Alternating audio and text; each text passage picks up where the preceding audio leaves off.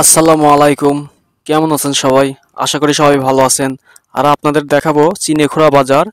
চিনেখোড়া বাজারে কত ভিড় আর কত সিএনজি। এখানে সিএনজি বেশি থাকে, নীল সিএনজি যেগুলা বেশি থাকে।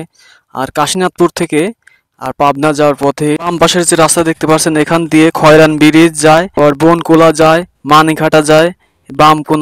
বাম কোনার রাস্তা দিয়ে আমার হাতের যে বাম সাইডে যে রাস্তা দেখতে পাচ্ছেন, এখান দিয়ে খয়রান ব্রিজ যায়, মানিকহাটা যায়, সুজানগর যায়, বনকুলা যায়। থেকে পাবনা যাওয়ার পথে এটা চিনেখোড়া বাজার। চিনেখোড়া বাজারে আপনার পাবনা যাওয়ার পথে দেখবেন ডান পাশে যে রাস্তা গেল খয়রান ব্রিজ, আর এখান থেকে বনকুলা যায়।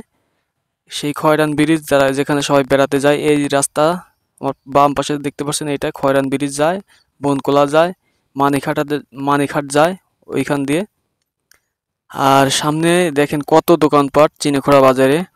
দেখেন তরমুজে আরো অনেক ফলমূল অনেক বিক্রি করে। আর রাস্তার পাশে দেখেন মাঝখান দিয়ে একটা আইল্যান্ড আছে, অনেক সুন্দর রাস্তা। আর এটা হচ্ছে চিনেখোড়া বাজার। এই রাস্তাটি চিনেখোড়া বাজারে অনেক সুন্দর পরিবেশ। কাশীনাথপুর থেকে যখন পাবনা যাবেন, সেই পাবনা যাওয়ার পথে দেখবেন সামনে একটা বট গাছ আছে, বট গাছ অনেক সুন্দর বট গাছ। আর চিনেখোড়া বাজার এটা অনেক সুন্দর। কাশীনাথপুর থেকে পাবনা যাওয়ার পথে এই চিনেখোড়া বাজার সামনে পড়ে। আর এখানে দেখতেছেন অনেক সুন্দর একটা বট গাছ রাস্তার সাথেই, অনেক সুন্দর পরিবেশে এটা।